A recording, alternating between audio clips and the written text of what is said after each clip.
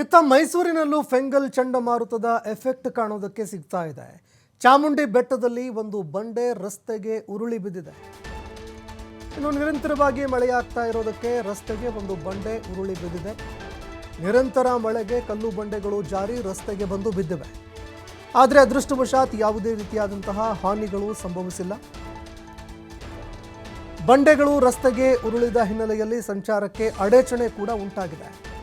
ಅಡಚಣೆ ಉಂಟಾಗಿ ಸಂಚಾರಕ್ಕೆ ಸಮಸ್ಯೆಗಳು ಕೂಡ ಎದುರಾಗ್ತಾ ಇದೆ. ಸ್ಥಳಕ್ಕೆ ಅಧಿಕಾರಿಗಳು ಭೇಟಿ ನೀಡಿ ಪರಿಶೀಲನೆ ಕೂಡ ನಡೆಸ್ತಾ ಇದ್ದಾರೆ. ಇನ್ನು ಪ್ರಯಾಣಿಕರಿಗೆ ಮತ್ತೆ ಆ ಬಂಡೆಗಳು ಉರುಳಿ ಬೀಳುವಂತಹ ಒಂದು ಭೀತಿ ಭಯ ಕೂಡ ಕಾಡ್ತಾ ಇದೆ.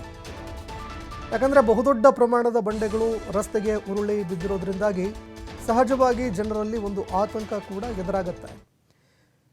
ದೃಶ್ಯಾವಳಿಯಲ್ಲಿ ನೀವು ನೋಡ್ತಾ ಇದ್ದೀರಿ, ಮೈಸೂರಿನಲ್ಲೂ ಕೂಡ ಇದೀಗ ಈ ಫೆಂಗಲ್ ಚಂಡಮಾರುತದ ಎಫೆಕ್ಟ್ ಕಾಣೋದಕ್ಕೆ ಸಿಗ್ತಾ ಇದೆ. ಇದ್ಯಾವುದು ಕೂಡ ಚಿಕ್ಕ ಚಿಕ್ಕ ಬಂಡೆ ಅಲ್ಲ,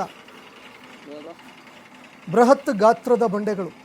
ಒಂದು ವೇಳೆ ಯಾವುದಾದ್ರೂ ವಾಹನ, ಬಸ್ಸು, ಕಾರು, ಯಾವುದೇ ವಾಹನಗಳು ಇದಕ್ಕೆ ಡಿಕ್ಕಿ ಆದರೂ ಕೂಡ, ಒಂದು ಡಿಕ್ಕಿ ಸಂಭವಿಸಿದರೂ ಕೂಡ, ಅಥವಾ ಬರ್ತಾ ಇರುವಂತಹ ಸಂದರ್ಭದಲ್ಲಿ ವಾಹನಗಳ ಮೇಲೆ ಇಂತಹ ಬಂಡೆಗಳು ಉರುಳಿ ಬಿದ್ದರೂ ಸಹ ಪ್ರಾಣಾಪಾಯ ಸಂಭವಿಸುವಂತಹ ಸಾಧ್ಯತೆಗಳಿರುತ್ತೆ. ಹೀಗಾಗಿ ಇಂತಹ ರಸ್ತೆಗಳಲ್ಲಿ ಪ್ರಯಾಣ ಮಾಡುವಾಗಲೂ ಕೂಡ ಪ್ರಯಾಣಿಕರು ಬಹಳಷ್ಟು ಎಚ್ಚರಿಕೆಯಿಂದ ಪ್ರಯಾಣ ಮಾಡಬೇಕಾಗತ್ತೆ.